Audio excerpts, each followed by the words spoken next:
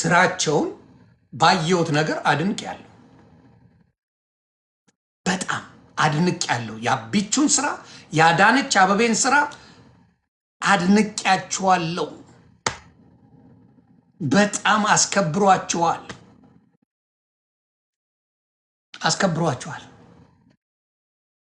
በጣም እግዚአብሔር ይስጣችሁ። ኢትዮጵያን ከስንት ዘመን በኋላ ዓለም ላይ አስደምማችሁልኛል።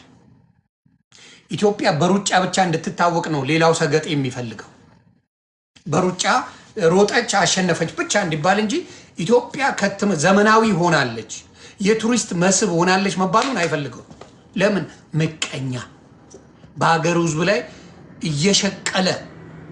እየሸቀለ እየነገደበት እየተራብክ ነው፣ እየሞትክ ነው፣ እየተጨፈጨፍክ ነው፣ ዲክታተር መሪ ነው ያለ ምናምን እያለ ዋት የሚያደርግ ሌባ ነው ይመስል።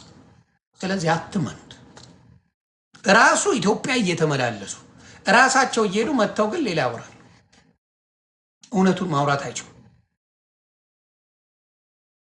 እግዚአብሔር አምላክ እኔ የዛሬ 3 ዓመት ኢትዮጵያ ሄጄ የመሰከርኩትን አይሾድ ስፒድ ስለመሰከረልኝ እግዚአብሔርን አመሰግናለሁ። ዮኒ ማኛ ኢትዮጵያ ሄዶ አዲስ አበባ ሰላም ነች፣ አዲስ አበባ ተቀይራለች፣ ምንም ችግር የለም። የጸብ ኑሮ ውድ ነው፣ ኑሮ በጣም ከባድ ነው። ሰይፉ ሾው ላይ የተናገርኩት ለታሪክ ተቀምጧል።